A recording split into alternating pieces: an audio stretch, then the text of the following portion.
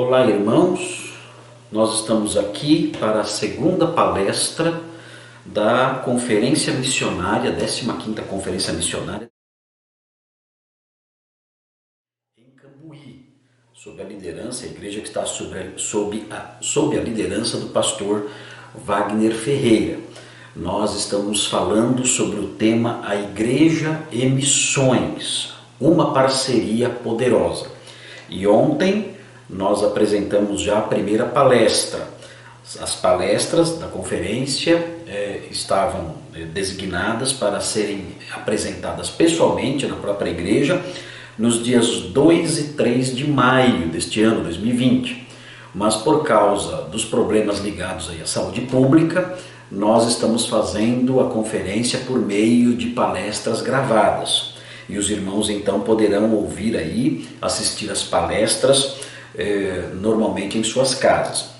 A nossa ideia inicial, a proposta do pastor Wagner a princípio, é que a segunda palestra, que seria no domingo pela manhã, deveria ser no formato de uma aula como uma aula de escola bíblica dominical, os irmãos interagindo e tudo mais. Eu particularmente gosto muito desse formato, mas nós não pudemos fazer isso, então em virtude da impossibilidade nós vamos então dar seguimento ao formato, às palestras no seu formato normal. Eu disse ontem eu apresentei uma palestra chamada A Relação da Igreja com a Obra Missionária. Eu apontei lições implícitas no livro de Atos. Eu mencionei 4 lições implícitas no livro de Atos, mas nós tratamos somente de 2 delas, lições ligadas à missão, ou a missão da igreja em expandir a fé, em anunciar o evangelho a outros povos. E eu enunciei a primeira lição, que foi a seguinte: os missionários verdadeiros estarão entre os membros mais atuantes da igreja. E nós vimos isso observando o texto de Atos 11, 25 a 30, 12, 25 e 14, 28. E discorremos sobre esse assunto aí por um bom tempo. Nós também vimos a segunda lição implícita em Atos, lição ligada à relação da igreja com missões. E a segunda lição foi a seguinte: o Espírito Santo realiza o chamado missionário usando para isso a igreja. Essa foi a segunda lição que foi apresentada e os irmãos puderam observar essa lição estudando o capítulo 13, versículos 1 a 4. Nós falamos sobre esses assuntos todos aí, comentando e trazendo outras reflexões também paralelas a eles. Hoje eu quero apontar as outras 2 lições que eu apenas mencionei ontem, fiz apenas referência a elas ontem, mas eu quero destacá-las hoje, então, terminando o que foi iniciado na primeira palestra. A terceira lição implícita no livro de Atos é a seguinte: o trabalho missionário ideal consistirá da formação de novas igrejas. Notem bem, nós estamos falando sobre a relação do trabalho missionário com a igreja, essa parceria que deve existir. E uma das lições que nós percebemos no livro de Atos, referente a essa união, a essa conexão, a essa parceria entre missões e igreja, é esta que eu menciono agora aqui, que eu acabei de enunciar. O trabalho missionário ideal consistirá da formação de novas igrejas. Notem bem, existem trabalhos missionários que são voltados para os atletas, os jogadores de futebol. Há trabalhos missionários que são voltados para as populações ribeirinhas.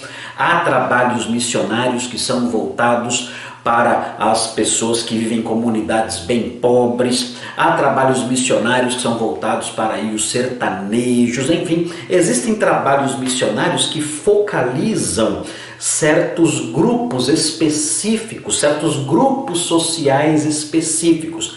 Há missões até entre homens de negócio e tudo mais. Na realidade, no Novo Testamento, nós não encontramos esse tipo de prática. Eu não estou dizendo com isso que esse tipo de prática tem que parar e os missionários nessas áreas têm que interromper suas atividades e parar de pregar o evangelho. Não, claro que não. Se estão pregando o evangelho, anunciando a verdade, o evangelho mesmo, não invenções recentes, mas se estão pregando o evangelho mesmo para as pessoas, que prossigam, que continuem e vão em frente. Mas o que eu quero destacar aqui, levando em conta o tema dessa conferência, a relação, a parceria entre a igreja e missões, o que eu quero destacar dentro desse tema é que no livro de Atos, esse tipo de trabalho com essas ênfases, escolhendo ali um grupo social para trabalhar, isso nós não encontramos no livro de Atos. Nós ouvimos falar, por exemplo, que Pedro era alguém dirigido ao ministério entre os judeus e Paulo entre os gentios, ok? Mas isso não era uma questão exclusiva e fechada, um ministério que se mantinha dentro de uma bolha ali, visando somente aqueles grupos. O próprio Pedro foi o primeiro a pregar o evangelho entre os gentios no livro de Atos. Ele abriu a porta para os gentios no livro de Atos, no capítulo 10. E o apóstolo Paulo, chamado de apóstolo entre os gentios, é interessante notar, ele só se voltava para os gentios depois de primeiro pregar nas sinagogas judaicas. Então nós percebemos no livro de Atos que essa ênfase em grupos específicos não existe. O que nós vemos no livro de Atos, é interessante notar, é um trabalho missionário que consiste, é um trabalho missionário voltado para todas as pessoas, chegavam nas cidades, pregavam para todas as pessoas, e o objetivo era formar novas igrejas. Não era apenas evangelizar a pessoa, fazer uma oração com ela e ir embora. Não, o objetivo era formar novas igrejas. E isso é importante observar, porque nós não temos visto isso nos esforços missionários de várias organizações, de várias missões que há por aí.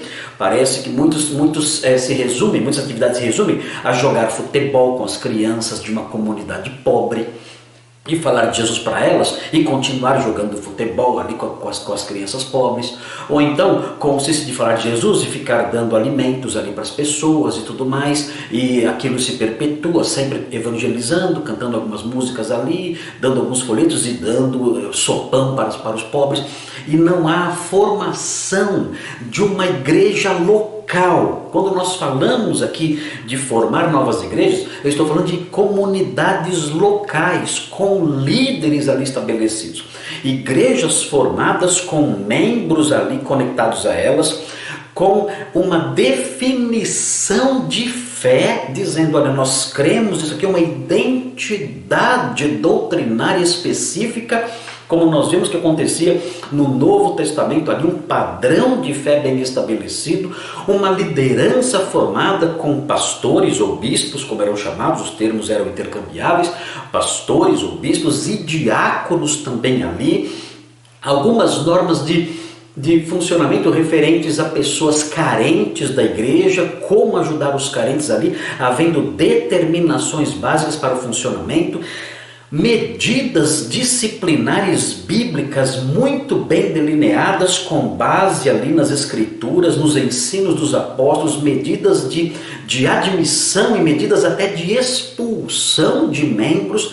Isso é uma igreja nos moldes formais, oficiais, conforme nós vemos no Novo Testamento.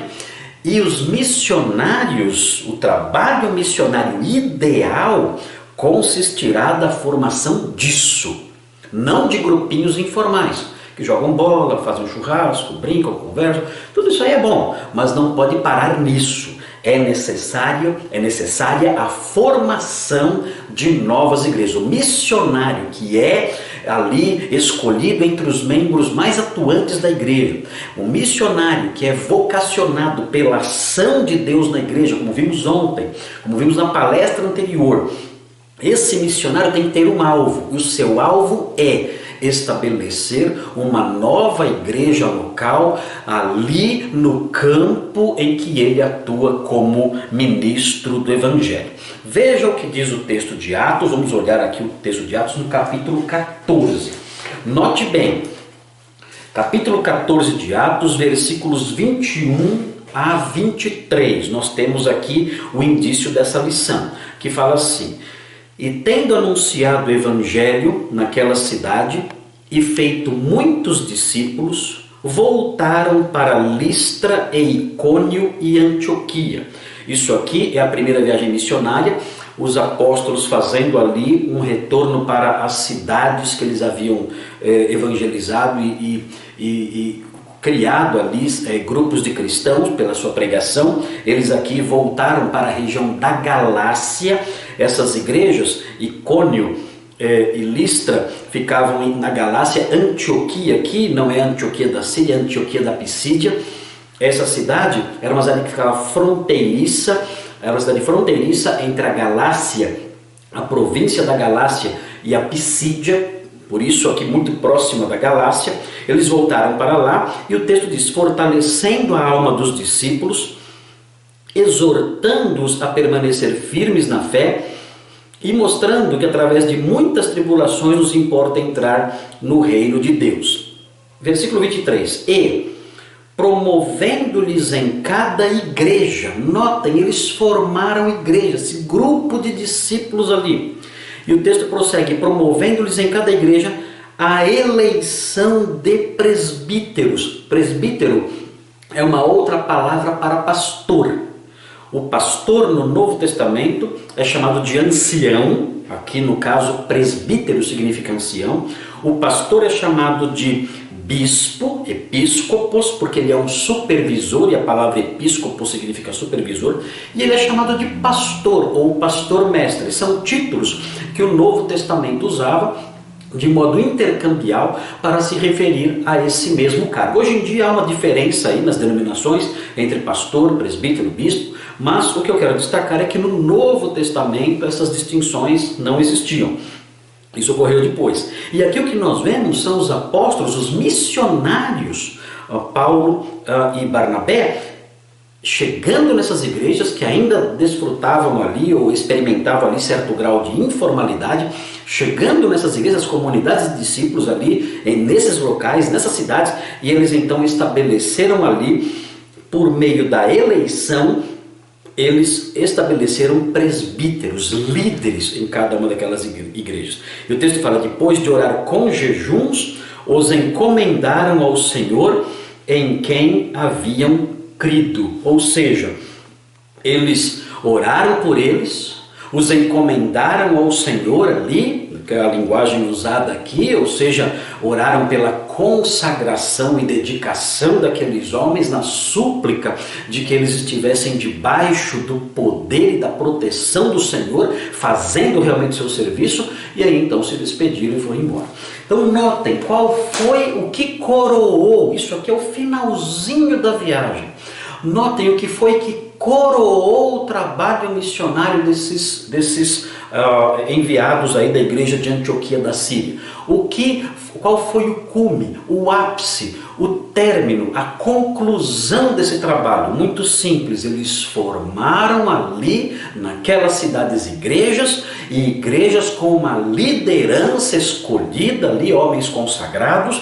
Eles formaram essas lideranças e foram embora dizendo: agora nós temos então na Turquia, na região da Galácia, até na região da Pisídia, nós temos várias igrejas novas formadas ali graças ao nosso trabalho missionário. Então notem bem, é preciso destacar esse princípio importante em missões. O trabalho missionário ideal. Eu não estou dizendo que evangelizar e não conseguir realizar ali uma igreja é errado, Deus não abençoou e é pecado. Não estou dizendo isso. Eu estou dizendo que o trabalho missionário ideal consistirá da formação de novas igrejas.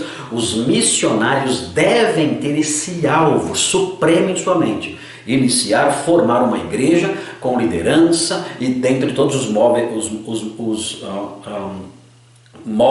todos os moldes fixados ali no Novo Testamento. E a última lição que eu quero frisar aqui, sob esse título, a relação da igreja com a obra missionária, a última lição, a quarta lição que eu quero apontar, é uma lição que pode até incomodar aí alguns missionários que estão no campo e também despertar talvez o interesse e o zelo de alguns pastores naquilo que eu vou dizer agora aqui.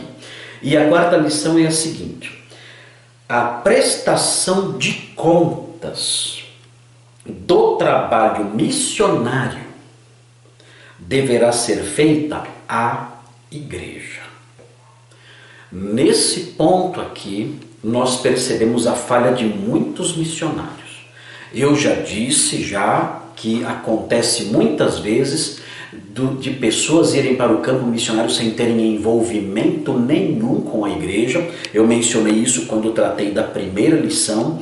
Pessoas crentes que não têm amor nenhum pela igreja, envolvimento nenhum com a igreja, não trabalham nada para a igreja, de repente vão para o campo missionário. E eu já apontei o quanto isso é errado, isso não pode acontecer. Se a pessoa vai para o campo missionário, tendo como objetivo supremo, que como deve ser, formar uma igreja, deve mostrar amor pela igreja desde já, especialmente a igreja que ele faz parte. Mas notem, muitos missionários tendo esse perfil de serem pessoas desconectadas com o dia a dia da igreja local, muitos missionários eles não prestam conta à igreja nunca. E eles muitas vezes, eu já participei de várias conferências missionárias como essa, que vocês estão participando, em que vários missionários vão dar ali o seu testemunho. E muitas vezes o que nós percebemos, eu percebi isso ao longo de muitos anos, estou no ministério há muitos anos, há 3 décadas no ministério, eu tenho percebido que o missionário vai lá na frente, ele conta ali o seu testemunho e ele geralmente, muitos deles fazem uma reclamação. Eles dizem que as igrejas não têm visão, eles dizem isso, e as igrejas não dão a eles o apoio devido. E apoio devido, no caso, seria ali o envio de ofertas melhores, ofertas maiores, e acabam passando por necessidades. Então, nós muitas vezes, eu na minha juventude, durante o meu tempo de formação teológica, nas palestras que eu participava, nas conferências que eu participava, até no seminário relativas aí a missões, eu cansei de ouvir isso. Os missionários dizendo: a igreja não tem visão, a igreja não nos apoia como deveria nos apoiar. Até que eu descobri que uma vasta parcela de missionários só tem a igreja como uma agência bancária, em que possam solicitar seus saques financeiros. Só isso. Nunca se envolveram, nunca. E se envolveram, foi um envolvimento pífio e fraco, e nunca dão relatórios ali para que a igreja conheça e saiba realmente: olha, eu sou missionário de vocês, eu quero dizer o que estamos fazendo ali e explicar para vocês nossas atividades, o nosso trabalho, os nossos problemas, as nossas lutas, para que a igreja se sinta participante ativa daquele trabalho. E nós não vemos isso. São missionários que somem, desaparecem e eventualmente mandam uma carta circular para as diversas igrejas que eles têm como mantenedores e as diversas pessoas que eles têm como mantenedores. Nada de mais pessoal, nada de mais particular, nada de um envolvimento mais intenso. E então depois, nas oportunidades que lhes são dadas, eles reclamam dizendo que são mártires vivos sofrendo por culpa da igreja. Isso está errado. Na verdade, eu confesso a vocês, eu já deixei na minha igreja de dar apoio a missionários por causa do distanciamento desses homens e mulheres, tratando a igreja como um anexo ali na vida deles e eventualmente uma vez por ano, e olhe lá, dando algum sinal de vida, dizendo ali numa carta geral o que estavam fazendo. E fica aqui uma crítica a esse modelo, porque esse modelo não é o modelo bíblico, os missionários não devem agir assim. Claro que há missionários sérios, eu conheço vários missionários sérios, missionários que amam a igreja, que participam da igreja, são amigos dos membros, visitam os membros, oram pelos membros, sempre que estão por aqui, próximos aí de suas igrejas, se envolvem ali, pregam e falam, e são pessoas queridas, amadas, íntimas da igreja de que fazem parte. E existem pessoas assim, existem pessoas que realmente observam com amor sincero a sua igreja e a tratam dessa forma e não ficam aí reclamando para lá e para cá. Mas muitos missionários não são assim. Inclusive há missões que parecem até desestimular esse envolvimento dos missionários com suas igrejas que fazem parte. Veja o que diz o capítulo 14, observe o que diz aqui, a sequência do capítulo 14 no versículo 24 até o final do capítulo 24 a 28. Notem o que fizeram os missionários. Diz assim: atravessando a Pisídia, dirigiram-se a Panfilha, eles agora estão voltando, e tendo anunciado a palavra em Perge, desceram a Atália e dali navegaram para Antioquia, que era o quê? Que era a cidade que os havia enviado, da igreja que os havia enviado, onde tinham sido recomendados a graça de Deus para a obra que haviam já cumprido. Foi lá em Antioquia que eles receberam a missão da própria igreja e realizaram a obra que eles tinham que cumprir. 27. Ali chegados, reunida a igreja, relataram quantas coisas fizera Deus com eles e como abrira aos gentios a porta da fé. Vejam, eles trouxeram um relatório detalhado de tudo que Deus havia feito por meio deles. E a igreja ouviu aquilo vibrando. Por quê? Porque a igreja era participante daquilo. A igreja tinha viabilizado, tinha tornado aquilo possível. Aquele trabalho do trabalho da igreja de Antioquia. Era o trabalho de uma igreja local. E os irmãos ouviram aquilo tudo satisfeitos, felizes. Não é o trabalho dele. Não é o trabalho de Paulo e de Barnabé. Não é o trabalho de duas pessoas aí que resolveram ir pregar. Não. É o nosso trabalho. Eles são nós.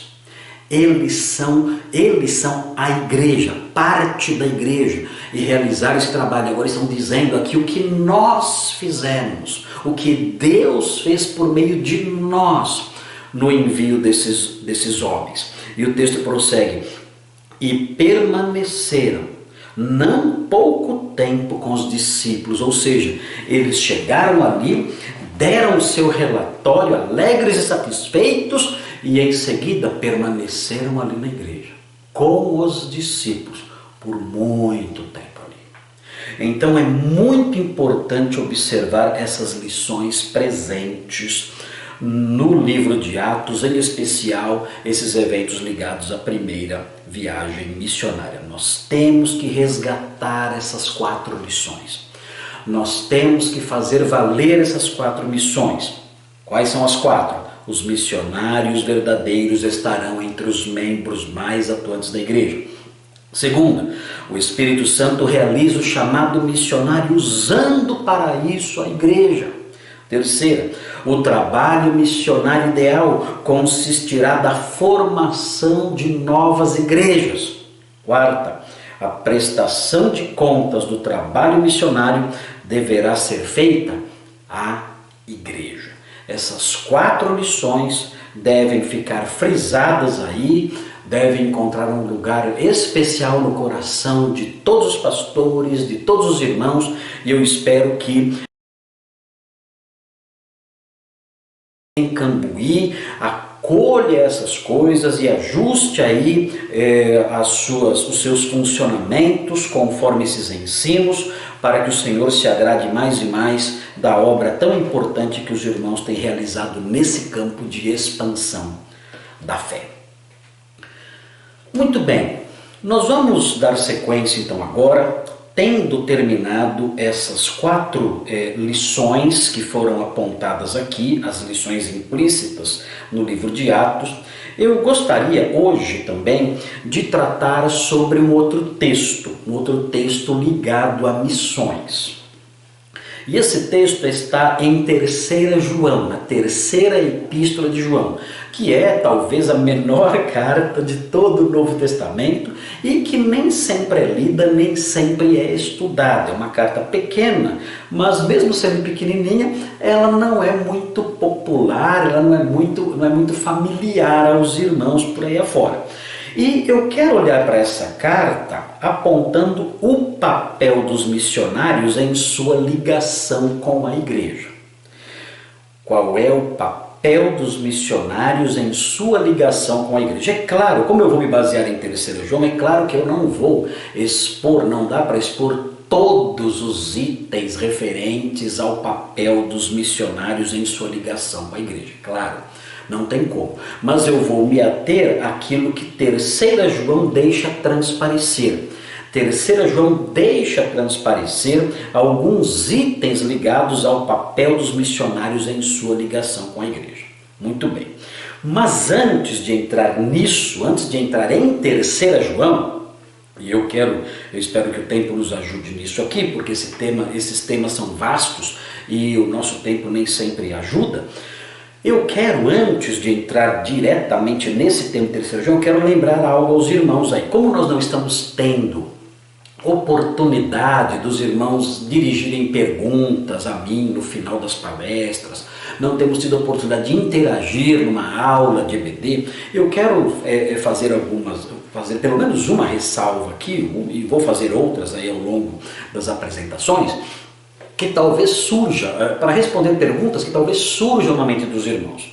Uma das perguntas que talvez surja na mente dos irmãos é a seguinte: olha, pastor Marcos, o senhor falou aí, o senhor mencionou nessa primeira exposição, com esses 4 itens, essa é a primeira exposição e hoje até aqui nessa segunda exposição, o senhor falou sobre esses missionários comissionados pela igreja.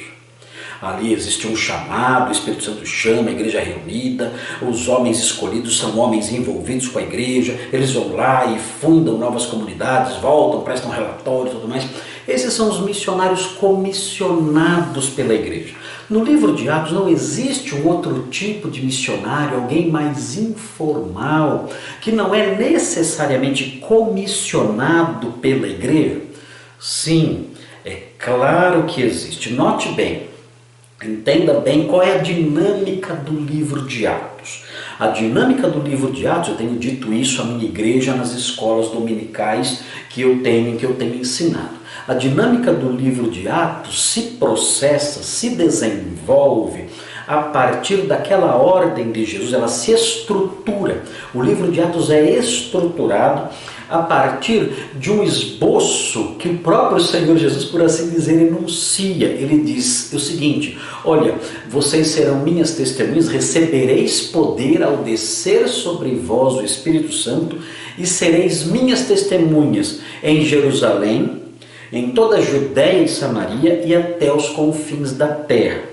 Então o que acontece? Quando o Senhor Jesus disse isso, ele, por assim dizer, lançou as divisões da história que está por vir. Por quê? Porque quando nós olhamos o livro de Atos, nós percebemos esses 3 avanços. Vocês serão minhas testemunhas em Jerusalém. Então nós olhamos o livro de Atos e vemos lá os capítulos 2, 3, 4, 5, 6, 7. Nós vemos até o capítulo 7 o evangelho sendo pregado em Jerusalém.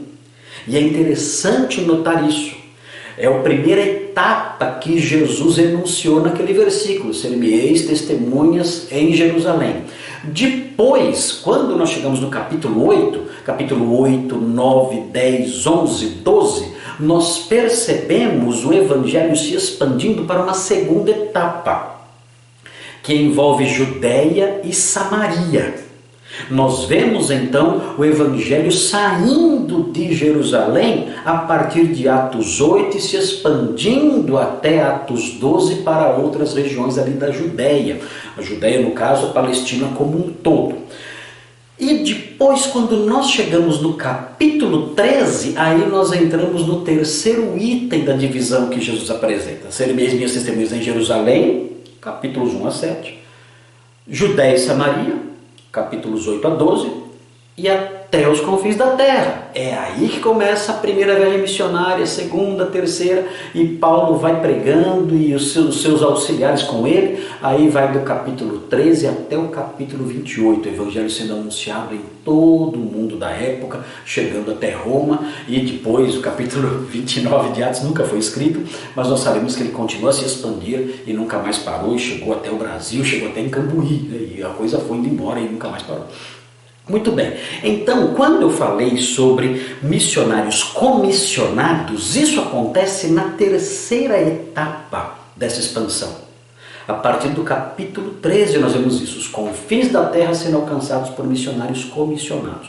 Mas antes disso, a expansão em Jerusalém, Judéia e Samaria, nós percebemos que essa expansão aconteceu por meio de pregadores, que eram pregadores que simplesmente saíam anunciando a mensagem porque iam para um lugar para morar ali. E chegando nesses lugares onde eles iam morar, viver e tudo mais, eles pregavam o evangelho ali. Então veja, se você olhar o capítulo 8, versículo 4, 8:4 de Atos, você vê 8:4, fala assim: entre mentes, diz o texto, entre mentes, os que foram dispersos, depois que Estevão foi morto, iam por toda parte pregando a palavra. O que é isso aqui? São missionários comissionados pela igreja e tudo mais? Não. É uma obra missionária informal. Eles, por causa da perseguição, tiveram que fugir. E para onde eles iam, como pessoas que iam morar em outras cidades, eles anunciavam a palavra ali. Isso é muito importante, muito bacana. Por quê? Porque isso torna cada crente um missionário. Talvez você não possa ser um missionário nos termos de Atos 13 a 28, mas talvez você possa ser um missionário nos termos de Atos 8 a 12. Pode ser que você não possa ser um missionário enviado oficialmente para as regiões longínquas do mundo por aí fora, mas pode ser que você seja um missionário, e na verdade você deve ser um missionário nos termos de Atos 8 a 12. O missionário que chega no lugar onde você mora, em Cambuí, numa cidade vizinha, ou outro lugar para onde você for, você ser ali alguém que anuncia a palavra, pregando por toda parte.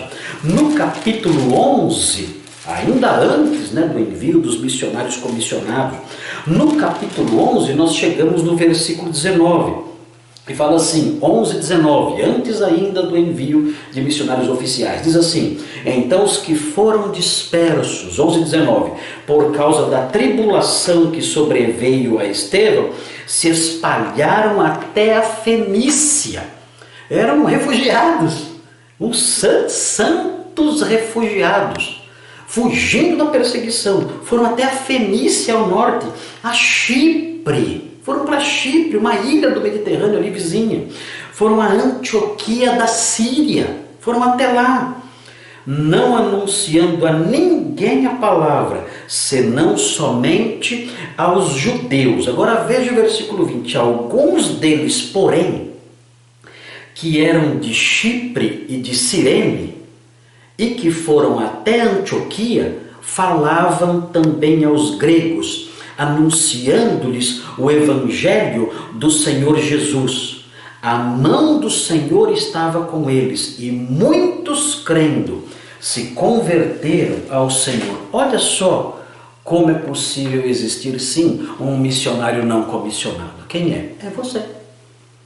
Você que é o profissional liberal, você que é a pessoa que trabalha numa empresa, você que mora numa cidade que você vê que precisa do evangelho, você é esse missionário. Você não é o missionário oficial de Atos 13, mas você pode ser o missionário não oficial, informal, de Atos 8 e de Atos 11. E é nesse sentido que eu tenho aqui uma citação interessante de um pai da igreja, um teólogo da igreja antiga, viveu na transição do 4º para o 5º século, chamado Agostinho de Hipona. Eu sou muito fã de Agostinho de Hipona por causa da sua espiritualidade, a sua profundidade, a sua retórica. Ele é muito espirituoso e fala muito bem, escreve muito bem. E ele fala sobre a tarefa dos cristãos comuns, como você que está participando da conferência. E ele fala que os cristãos comuns são como missionários, sim.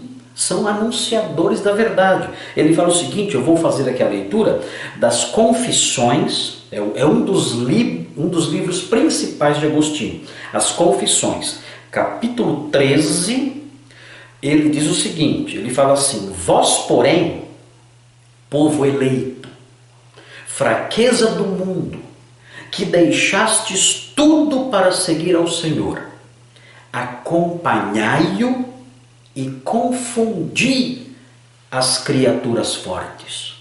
Acompanhai-o, ó pés maravilhosos, e resplandecei no firmamento para que os céus cantem a glória do Senhor, diz Agostinho. E ele prossegue mais para frente. Correi por toda parte, chamas santas, chamas belas, sois a luz do mundo e não estais sob o alqueire. Aquele a quem vos ligastes foi exaltado e vos exaltou. Correi por toda parte e dai-vos a conhecer a todas as gentes.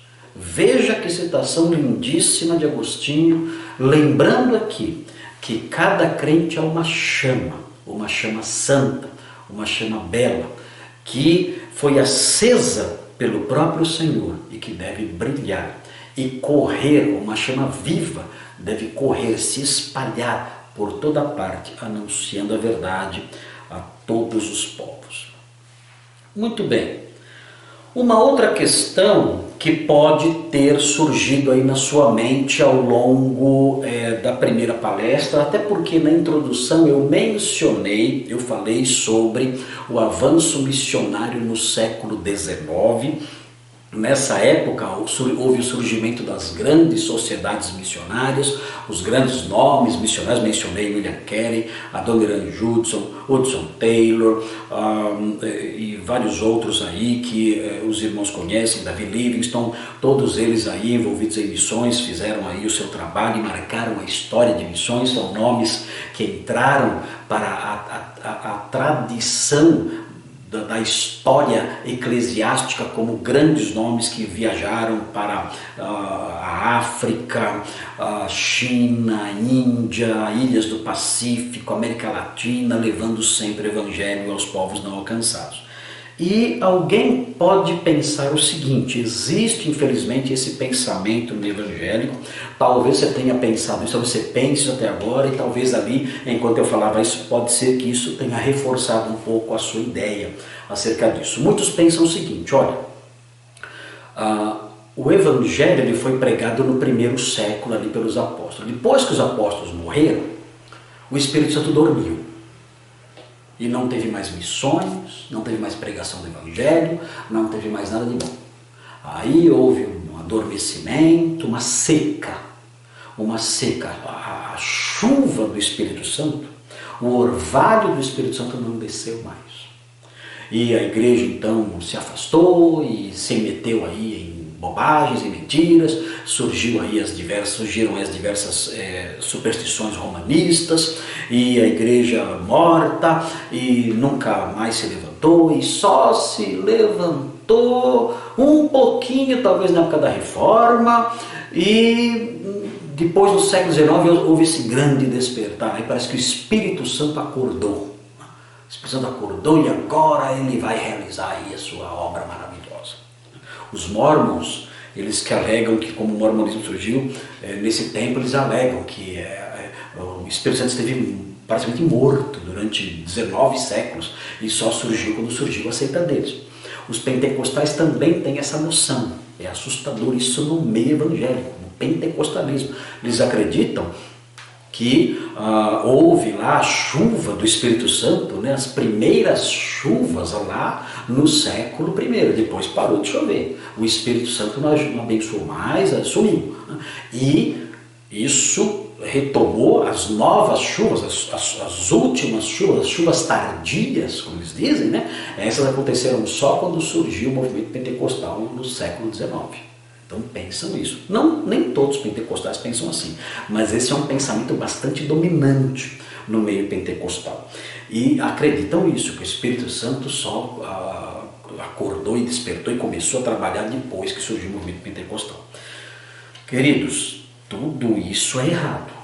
Isso não é verdade. Então, na história de missões, quando você ler o livro que eu mencionei para você, aquele livro que eu mencionei na palestra anterior, Até os Confins da Terra, de Ruth Tucker, a editora Shed Publicações.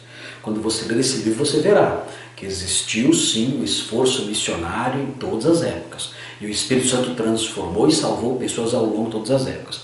E existe uma parte na história, e nessa conferência missionária eu gostaria de destacar para vocês, existe uma parte na história que a rigor me chama muito a atenção, acho muito bonita essa parte da história. É a parte da história de missões que fala sobre os monges irlandeses que viveram no século V, no século VI. Eu acho muito interessante o modo como Deus agiu nessas vidas aí. E eu vou apontar para vocês, e vocês podem depois procurar na internet informações sobre, por exemplo, São Patrício e a sua atividade missionária. E isso, São Patrício, pertenceu ao século V, primeira metade do século V. E você pode ler ali a vida dele e o seu trabalho missionário, São Patrício da Irlanda. E seguindo na estrela de São Patrício, inspirados pelo trabalho de São Patrício, o trabalho de Columba, na Escócia, por exemplo. Columba também era irlandês e ele trabalhou na Escócia. E por causa do trabalho de homens como ele, como Patrício, como Columba, surgiram monges missionários. Os monges de Iona, por exemplo. Se você entrar na internet e você digitar lá o nome, por exemplo, Mosteiro de Iona, você vai ver lá que existem até hoje as ruínas de um mosteiro, que não era um mosteiro onde os monges ficavam lá dentro, presos lá dentro, rezando ali, se chicoteando, não era isso. Os monges irlandeses eram diferentes, eles não eram monges propriamente ditos, eles eram pessoas que iam para o mosteiro para se preparar para serem missionários. E depois então eles saíam por toda a Escócia e por toda a Inglaterra. Iona ficava na Escócia, Iona fica na Escócia, é uma ilha pequenininha. Eles saíram então por toda a Escócia e por toda a Inglaterra, até descendo toda aquela ilha até o sul, anunciando o evangelho puro, livre de tradições, de superstições e invencionistas. Eu vou aqui apontar aqui para vocês, eu vou apontar aqui, falar um pouquinho sobre Patrício ou St. Patrick, que viveu de 385 a 461. Vou ler aqui para vocês um trechinho aqui. Ele foi o principal missionário usado por Deus para converter os celtas dos rituais druídicos pagãos ao Deus vivo, isso ali nas Ilhas Britânicas. Ele nasceu na Bretanha e não na Irlanda, e o pai dele era diácono e seu avô era pastor. Quando era adolescente, salteadores celtas o sequestraram e o venderam como escravo na Irlanda. Note, ele foi escravo durante vários anos, mas São Patrick, ou Patrício, ele se converteu nessa época, ele dá graças a Deus porque isso aconteceu. Então, vivendo ali na Irlanda, como escravo, ele conseguiu fugir após anos de escravidão. Ele conseguiu fugir e voltou para sua casa, mas ali em sua casa ele se sentiu incomodado, dizendo, não, eu tenho que voltar para a Irlanda e pregar o evangelho lá. E aí então ele voltou para a Irlanda e começou a pregar o evangelho lá.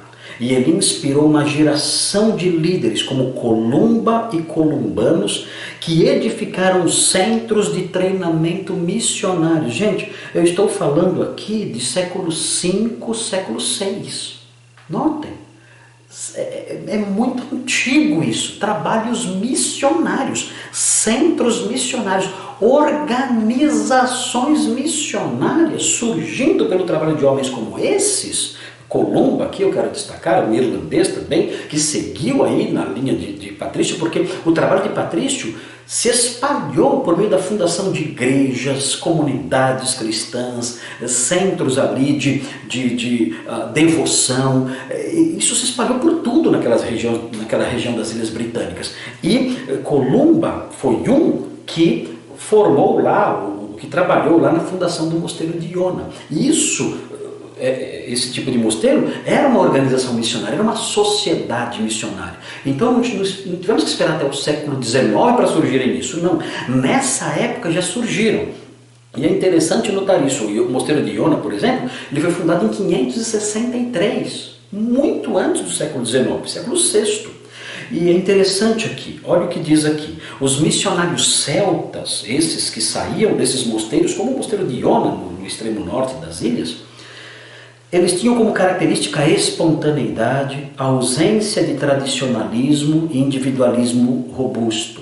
Eles foram a lugares onde outros não iriam, sem credenciais nem apoio financeiro, totalmente confiantes em Deus, dependentes de Deus, e realizaram muito mais do que as estatísticas respaldariam. Eles mantinham um monasticismo fervorosamente missionário. O monastério para eles não era um lugar de reclusão do mundo, mas um local de preparação para missões.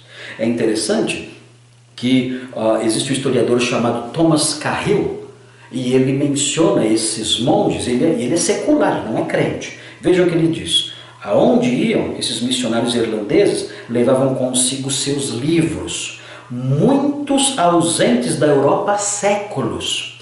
E eles os amarravam esses cintos às suas cinturas como símbolos de triunfo, do mesmo modo como os heróis irlandeses outrora amarravam à cintura a cabeça de seus inimigos.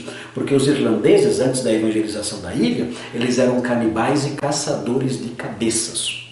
E o que eles faziam? Quando eles venciam uma luta, eles pegavam a cabeça da pessoa e amarravam no cinto. Então era comum os grandes guerreiros andarem com várias cabeças penduradas no seu cinto. Uma coisa horrível. O que os irlandeses fizeram? Os monges irlandeses, eles não amarravam cabeças, eles amarravam os livros bíblicos eles amarravam, mostrando: este é o nosso sinal de triunfo. E eles caminhavam, eles saíam dos mosteiros, e iam pregando por toda parte, de modo alegre, espontâneo, feliz.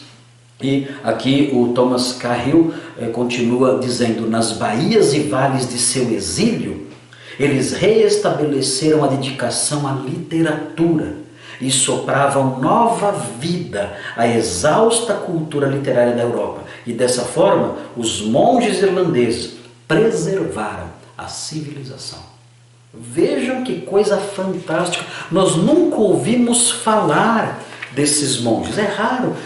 Nas conferências missionárias sempre ouvimos século XIX, Hudson Taylor, Judson, mas não ouvimos falar desses homens. Esses homens não eram católicos. Não eram.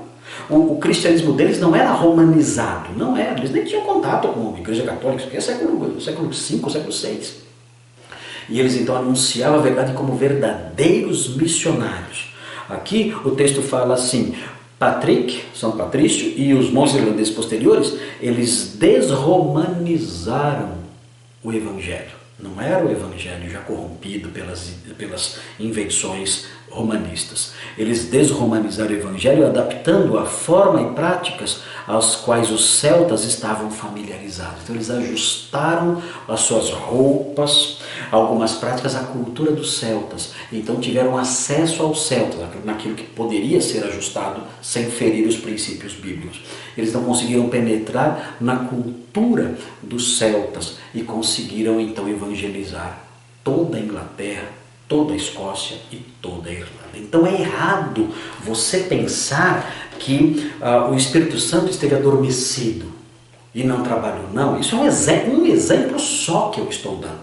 Há vários outros exemplos na história de missões. E se você quiser ler mais sobre missões, assim como eu fiz referência a um livro na palestra passada, mencionando aí a missões até os confins da terra, eu quero também agora destacar uma outra referência aqui, bibliográfica. Eu estou mencionando livros clássicos de missões, que você vai ler e vai gostar muito. São livros que você vai começar a ler e não vai querer parar mais. São livros muito atraentes, leituras muito gostosas de se fazer. O outro livro que eu quero apontar para vocês é um livro clássico também chamado O Fator Melquisedeque. É o nome do livro, do autor Don Richardson.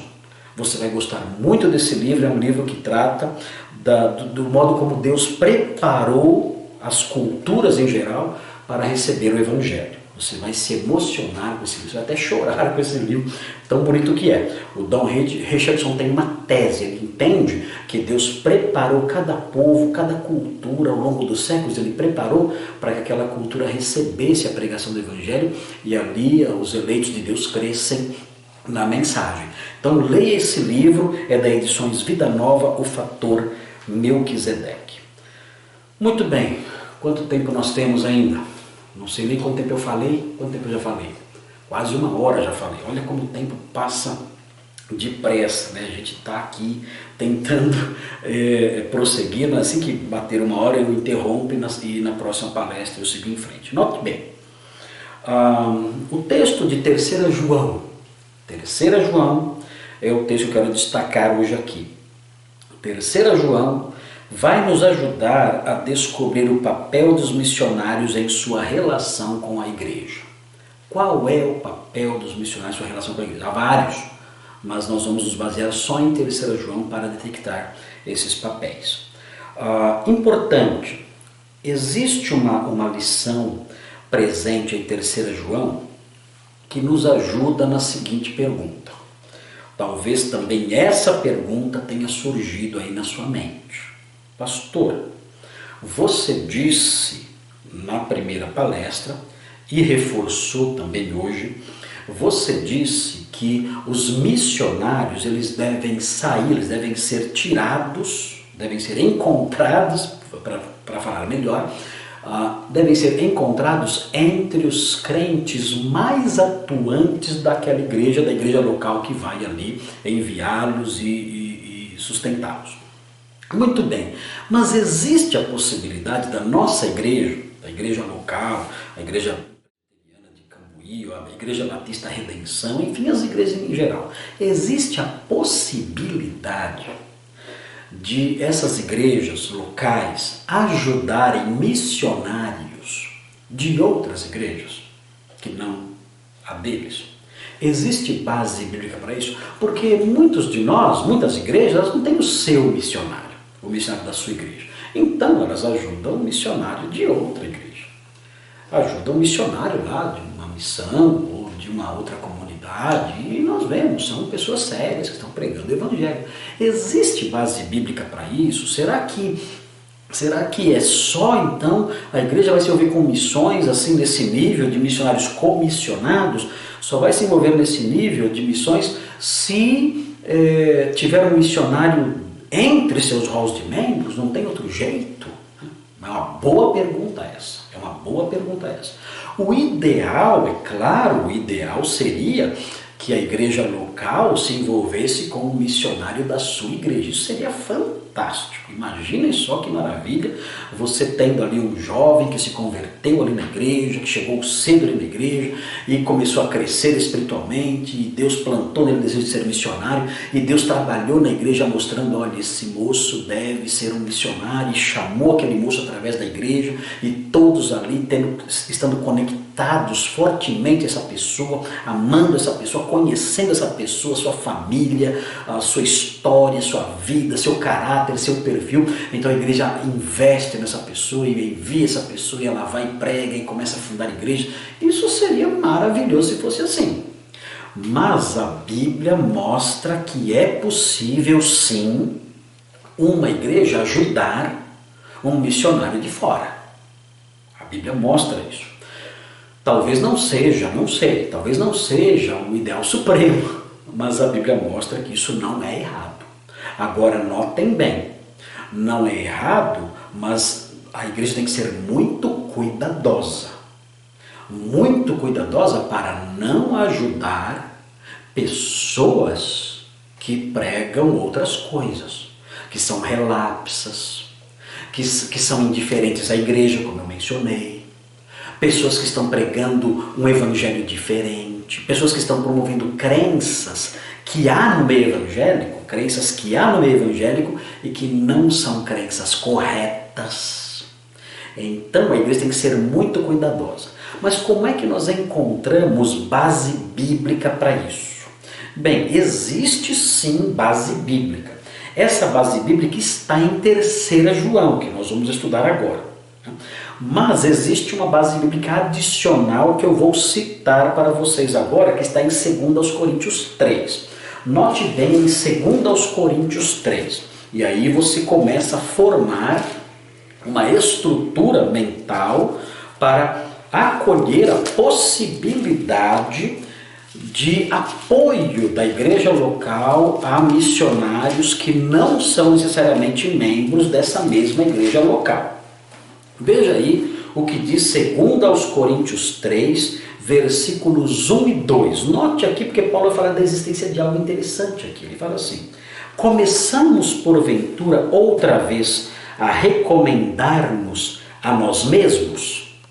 Ou temos necessidade, como alguns, de cartas de recomendação para vós outros ou de vós? O que ele trata aqui? O que é isso aqui? O que isso mostra? Esse versículo faz alusão a um instrumento escrito chamado carta de recomendação. O apóstolo Paulo, quando ele escreve aos Coríntios, ele estava enfrentando problemas, pessoas estavam atacando o apóstolo Paulo, o caráter do apóstolo Paulo. Grande parte disso já tinha sido resolvido depois que ele escreveu a primeira carta aos Coríntios, que nós temos aqui. Ele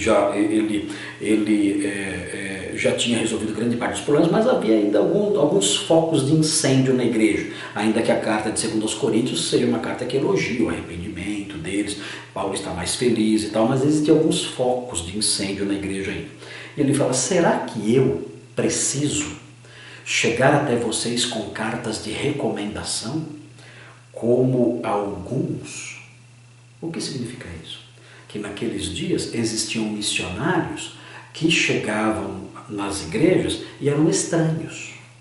E eles chegavam nas igrejas sendo estranhos, estrangeiros, pessoas que a igreja não conhecia, e eles precisavam de amparo, precisavam de socorro, precisavam de alguém que os hospedasse. Eles não tinham hotéis, precisavam de alguém que os hospedasse, pessoas que os protegessem, dessem dinheiro para eles, dessem alimento e os despedissem com elementos suficientes para seguirem a sua viagem missionária. Isso era uma prática que, ao que percebemos aqui, e em 3 João que vamos estudar, essa era uma prática comum no primeiro século na igreja primitiva. Então aqui o apóstolo Paulo fala: será que eu preciso? Ele está sendo irônico aqui, Paulo é irônico aqui. Ele fala: será que eu preciso chegar para vocês aí, vocês que me criticam tanto, me acusam tanto, será que vocês precisam que eu leve uma carta de recomendação? Eu evangelizei vocês, eu criei vocês, a igreja aí fui eu que fundei. Será que eu preciso chegar aí agora com uma carta de recomendação, dizendo: olha, está aqui, pode ler aí, eu não sou uma pessoa ruim? Será que eu preciso disso? Ele prossegue e diz assim: vós sois a nossa carta, escrita em nosso coração, conhecida e lida por todos os homens. Ele fala: sabe qual é a minha carta de recomendação? A minha carta é vocês. Vocês são a minha carta de recomendação. E isso mostra então que existia isso. Missionários estrangeiros, estranhos, chegavam numa igreja com uma carta, dizendo: olha, nós não somos falsos mestres, nós não somos homens maus, enganadores, não somos aproveitadores. Veja aqui, nós temos essa carta da igreja que vocês conhecem, de igrejas sérias, de pastores sérios, e eles estão nos apresentando a vocês aqui. Por favor, nos ajudem, porque somos missionários e queremos prosseguir em nosso trabalho. Queremos dar seguimento à nossa obra santa, e nós só poderemos fazer isso se vocês nos socorrerem, se vocês nos ajudarem. Então aquela igreja, sem conhecer aqueles homens, com base naquela prestação segura, cuidado, não é qualquer um que chega na sua porta aí embaixo, não é qualquer um que chega na igreja aí com gravatinha dizendo: sou missionário, sou pregador. Não é assim, não é assim. A pessoa chegava com elementos que davam fundamento sólido e seguro aos que o recebiam. Então é assim que a coisa funcionava, com muita cautela, para que não fossem enganados, para que não fossem lesados em seus bens e para que não promovessem, não ajudassem falsos mestres. Então eles faziam isso. E aí então, com base nessas cartas, eles pregavam e saíam pregando o evangelho com a ajuda de outras igrejas. Muito bem, dito isso, nós vamos então observar o texto de 3 João. Mas isso vai ficar para a palestra que vem, porque nós já estouramos aqui o nosso tempo, até o meu equipamento aqui já está no limite. Então, na próxima palestra, nós vamos olhar para o papel dos missionários em sua ligação com a igreja. Deus abençoe vocês e até lá.